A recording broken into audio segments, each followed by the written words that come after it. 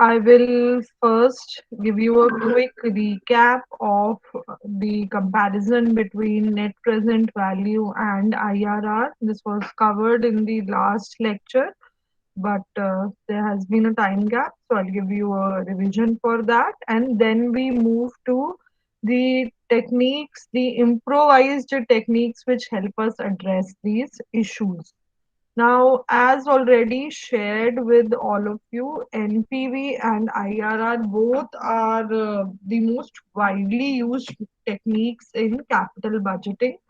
Both these techniques consider the time value of money and hence are consistent with the objective of wealth maximization. The basic difference between the two is that under NPV, you get your answer in absolute terms, that is the absolute rupee addition to the wealth of the shareholders, whereas under IRR, you are basically getting a relative value, that is the return on the investment in the proposal made by you, and then that return is used as a benchmark comparison value when you have to select or reject the project. Now, we also discussed that under traditional projects with conventional cash flows, that is one outflow followed by a series of inflows, you will always get a similar answer under NPV and IRR. So the projects which are giving you positive NPV will also give an IRR which is higher than the discount rate. And on basis of both the conclusions, you can confidently accept the project. Now the problem comes under the cases where you have non-conventional projects. Non-conventional project would be outflow, inflow, again outflow, inflow, and something like this. That is, there are alternate outflows and inflows from the project. So instead of a single outflow, now you find that there are more than one outflows during the duration of the project. There might be a conflict in the values in the results given by NPV and IRR there. Okay. Now, one of the ways to address the problem with IRR under non-conventional flows is calculation of modified internal rate of return. We'll come to that later. But under non-conventional cash flows, you might have issues or you might have situations where you're getting multiple IRRs. So if you remember, we did, just showed you a question here that here at two places we are getting IRR. Two discount rates are giving the IRR. One was 25%, the other was 400%. So now this creates a confusion in the mind of the investor as well as when you are taking the decision, how will you now take the decision of whether to accept or reject the project? So here, modified internal rate of return comes into the picture, which we'll take up later. Apart from this, you might have cases where under a project you are making investment with your own funds, or you are borrowing some money from a bank, from a financial institution, and you are then investing the money in the business. So now this becomes a borrowing project in the sense आपने funds borrow करे हैं, अब जो cash inflows आएंगे, that you need to meet the interest charges or EMI payments for the project, also for the loan that you had taken. There also in this scenario you will find conflicting results from NPV and IRR's point of view. Now, one by one, we try to address the problems under these methods, but wherever you have mutually exclusive projects. Now, this is the main problem situation of mutually exclusive projects. There we go for alternate techniques. We find that there are certain underlying assumptions which make the difference in the results given by NPV and IRR. So what I'll do is now continuing with the first two cases, especially the case of multiple IRRs where you're getting dual rate of return, we now try to address and fix the problem in IRR. Okay, let's move quickly to some explanation and then I'll show you the question related to this also. Okay, so there's some formatting issue here, but I'll explain this to you.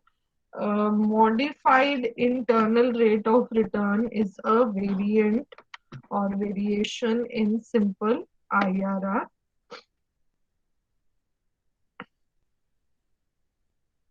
So to before I come to MIRR, I'll tell you about some variations in the other techniques of capital budgeting that we have done. And then we come to MIRR. Now, do you people remember this technique? Anyone tell me what is the meaning of payback period?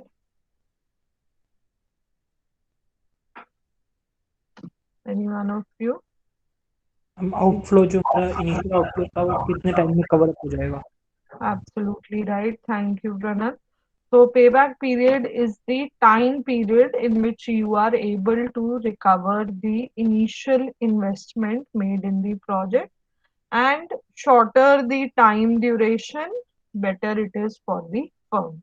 Now, this was a traditional technique which was not considering the time value of money.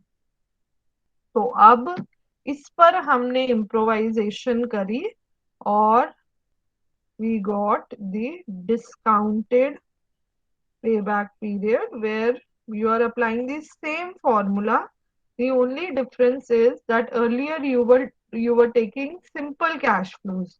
Now payback period is based on cash flows. We were taking simple cash flows under normal payback period calculation. Under discounted payback period, all calculation will be the same. It's only that now you are considering the discounted cash flows. For this we have done one practical question also. तो जैसे आप NPV में present value of cash inflows calculate करते हो, आप payback period में भी present value of cash inflows calculate करके अब इन कैश इनफ्लोज को यूज करके आप पेबैक पीरियड निकालते हो। तो अनइक्वल कैश फ्लोज हैं, present value of cash inflows को यूज करके आप कंपाउंडेड कैश फ्लोज कैलकुलेट करके you ascertain the payback period. So here you overcame the shortcoming of normal payback period, and now this becomes a more acceptable technique because it is now considering the time value of money. Now a second technique, which is a variant of simple NPV, is the terminal value method. Now, when I explained you the difference between payback period and IRR, we spoke about this one assumption. It was the reinvestment rate assumption. Now, this is the basic cause of difference in the conclusions that you are getting from NPV and IRR. Any idea what this was?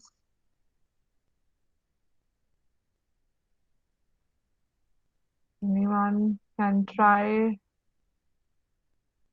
reinvestment rate assumption. What does reinvestment mean?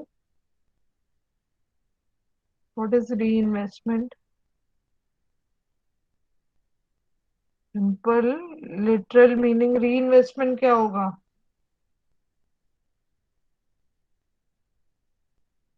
Yes, Aman, what would be the meaning of reinvestment? Unmute yourself. Ma'am investing again in the company.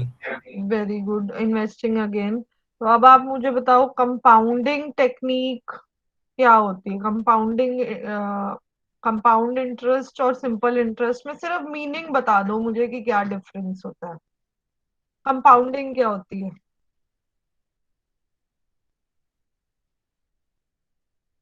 You done all this? ये तो बहुत basic question मैं आपसे पूछ रही हूँ।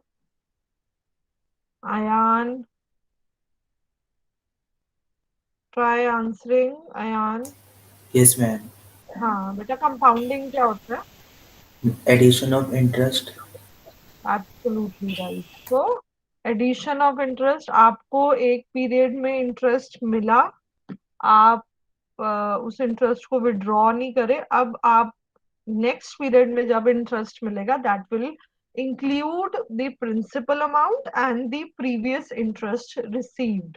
Received in the sense जो आपको मिला है पर अभी आपने विड्रॉ नहीं करा, तो हम उसको सिंपल टर्म्स में बोलते हैं इंटरेस्ट के ऊपर इंटरेस्ट अब आप अर्न करोगे, that is compounding.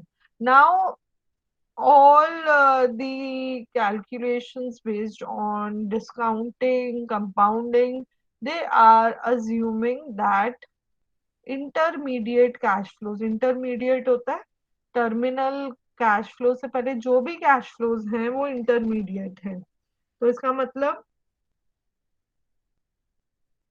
0, 1, 2, 3, 4 and 5, fifth वाला जो कैश फ्लो है वो टर्मिनल कैश फ्लो है। इससे पहले जो भी कैश फ्लोज हैं वो इंटरमीडिएट कैश फ्लोज हैं। अब इन कैश फ्लोज में जो भी अमाउंट आप प्रोजेक्ट से रिसीव कर रहे हो वो आप री इन्वेस्ट कर रहे हो। तो जितना भी इनकम आपको इन ईयर्स में आ रहा है आप उसको विड्रॉ नहीं कर रहे, यू आर री investing that income, that is the री investment assumption. The term used here is reinvestment rate assumption. तो ये जो रेट है, किस रेट पर आप री इन्वेस्ट कर रहे हो, ये assumption अलग होती है under NPV and IRR. NPV simply says that these cash flows are reinvested at the original discount rate or minimum required rate of return। जो आपको क्वेश्चन में डिस्काउंट रेट दिया होता है, रिक्वायर्ड रेट ऑफ रिटर्न दिया होता है, उस डिस्काउंट रेट पर आप ये कैश फ्लोज को री इन्वेस्ट कर रहे हो। तो अगर आप रिक्वायर्ड रेट ऑफ रिटर्न 10% है तो हम मान लेते हैं कि ये जो इंटरमीडिएट कैश फ्लोज हैं ये भी री इन्वेस्ट हो रहे हैं एट 10%। तो all the projects where you are making the comparison mutually exclusive, जितने भी प्रोजेक्ट्स हैं उन सब का री इन्वेस्टमेंट रेट सेम रहेगा। ओके, तो project A B C D, चार प्रोजेक्ट्स हैं, सबके लिए री इन्वेस्टमेंट रेट होगा 10%। IRR is a bit different. It says that all the intermediate cash flows will be reinvested at the IRR you have calculated for that project। मतलब project A का आपने IRR 10% calculate करा, project B का 12% calculate करा, तो जो intermediate cash flows हैं as per IRR, ए के 10% पे री इन्वेस्ट होंगे और बी के 12% पे री इन्वेस्ट होंगे। तो हर प्रोजेक्ट का अपना एक री इन्वेस्टमेंट रेट होगा एज पर IRR। तो as many number of projects you have, you will have similar number of reinvestment rates. Okay, so this is the reinvestment rate assumption, and this is one of the reasons why NPV and IRR might give you conflicting rankings in case of mutually exclusive projects. Now, terminal value method is a Excuse me, very, ma'am. yeah, yes, please. Ma'am अगर IRR नहीं होता तो हम किस rate पर invest करते? जो आपका रिक्वायर्ड रेट ऑफ रिटर्न दिया होता है क्वेश्चन पे, जिस पे आप डिस्काउंट करते हो कैश फ्लोस. Okay ma'am. ठीक है. मैम एक क्वेश्चन था, उसके अंदर हाँ जी. हमें कॉस्ट ऑफ कैपिटल दे रखा था, हाँ, वो required rate discount of rate return. होता है, वो वही आपका डिस्काउंट रेट होता है. एनपीवी भी उसी पे कैलकुलेट करेंगे फिर? हाँ हाँ हाँ, एनपीवी उसी पे होता है. जब मैंने आपको कॉस्ट ऑफ कैपिटल बताया था, तब हमने ये करा था कि cost of capital basically minimum required rate of return है. Okay, and that is nothing but the discount rate that you are using in capital budgeting. One of the purposes or usages of cost of capital is that it is the discount rate for evaluating projects under capital budgeting.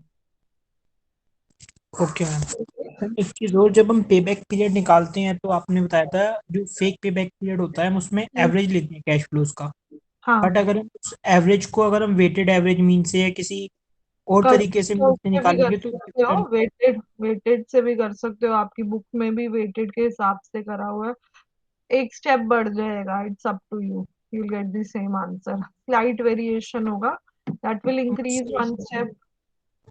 Accuracy में कोई change आएगा? क्योंकि कई बार हमें 3% calculate करना पड़ता है. बहुत माइनर डिफरेंस आएगा Pranav, and I okay. that won't make a difference in your conclusion, and you will get marks for both. It's just that that will increase one step for you. So I prefer average of the cash flows. That's up to you. Both are correct. Okay ma'am. Okay. Any other question, anyone? Okay. So ma'am till yes, Aman. Ma'am USC जो करते हैं वही हम ठीक है, आपकी आवाज थोड़ी वो हो रही है, एको हो रही है. आप दोबारा ट्राई करो, नहीं तो टाइप कर दो. मैम WACC जो हम कैलकुलेट करते हैं वही हमारा डिस्काउंट रेट होता है ना? हाँ, वही डिस्काउंट रेट होता है, वही आपका minimum required rate of return होता है. सेम मीनिंग होता है सबका. Okay ma'am. Okay, any other question? Okay, so let's move ahead. यहाँ तक हम सबको क्लियर है कि री इन्वेस्टमेंट रेट अजम्पशन क्या है. अब हम टर्मिनल वैल्यू मेथड पे आते हैं. सिंपल है, अगर आपका डिस्काउंट रेट अलग है, री इन्वेस्टमेंट रेट अलग है, तो एक अलग तरीका होता है डिसीजन लेने का, whether to accept or reject the project. So that is the terminal value method. What do you do? I again draw the timeline.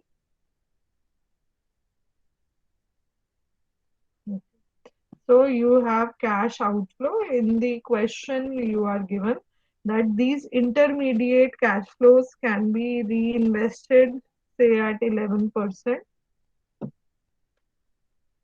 but the discount rate, that is the minimum required rate of return, is 10%. So under terminal value method, you try to address both these discount rates. What do you do? First, you compound the cash flows, the intermediate cash flows. Compounding is calculating the future value. So you compound these cash flows, you take all these cash flows to year 5. ठीक है, यहाँ पर आपने एक compounded value calculate कर ली, add up कर ली basically सारी compound values, and in the second step you have compounded all these values at 11%. In the second step you calculate the present value of compounded cash flows at 10%. I repeat the explanation. In the first step, what you do is you calculate the compounded cash flows at the reinvestment rate, which is 11%. उनका sum total कर लिया for last year पे आपके पास compounded cash flows आ गए। अब इस compounded cash flow से आप सिंपल एनपीवी कैलकुलेट कर लोगे। आप इन कंपाउंडेड कैश फ्लोज की प्रेजेंट वैल्यू कैलकुलेट कर रहे हो, तो terminal I'll write down terminal value will be present value of compounded cash flows minus the cash outflow. So instead of taking simple present values, first you have compounded the cash flows at the reinvestment rate. Then at the minimum required rate of return, you have calculated their present value. And now like NPV, again, you apply the same value formula, present value of cash inflows minus cash outflow. If you get a positive value, accept the project. If you get a negative value, reject the project. And then I told you that if you get a value which is equal to 0, we are indifferent. Okay, let's make things more simpler, and let's take up one practical question where terminal value method will become clear to you. So here is the question on your screens. A firm is planning a project involving cash outflow of 2,20,000. The cash inflows for year 1 to 5 are rupees 60,000. Now this would be case of equal cash flows, so you can use the annuity table easily. The cost of capital KE KO जो आप overall weighted average करते थे is 12%, but the firm has opportunity to reinvest the funds at 12%. So I am putting this as RE, the reinvestment rate 10%. Find the net terminal value and net present value of the project. Okay. First thing, I hope the question is clear to everyone. We'll start with the terminal value, net terminal value. So for that, we have to apply the formula. Step 1, you calculate the compounded cash flows. Calculate compounded cash flows. So that would be compounding will now take place at 10%. क्योंकि जो आपके intermediate cash flows हैं, they are being reinvested at 10%. So this will be 60,000. And which table will I use now for compounded cash? Annuity table. Annuity table, absolutely right. And that to the compounded value annuity factor CV. Why is it rubbing it? CVAF 10% for 5 years. This will give you the compounded cash flows. So I'll just give you the table value here. Give me a second.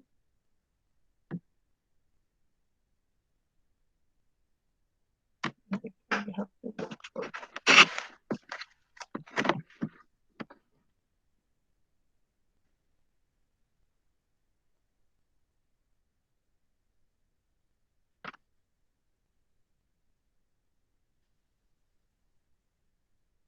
6.105. So this will be 60,000 into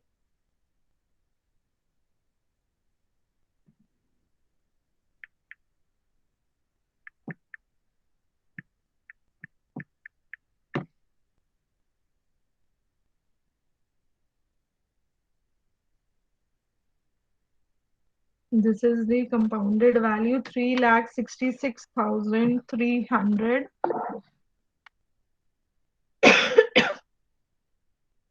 Step 2, find the present value of the compounded cash flows.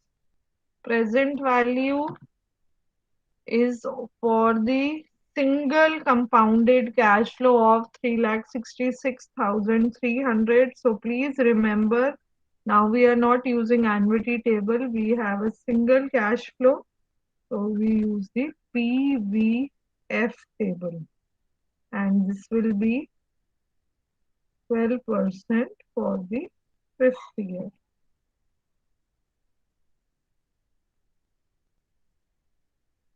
So this table value, let's see what is the table value at 12%.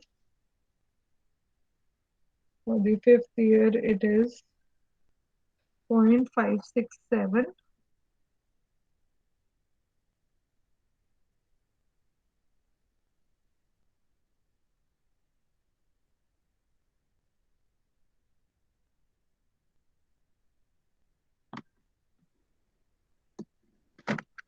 And that comes to 2,07,692. Now you can simply calculate the terminal cash flow, and you are getting a negative value. You can see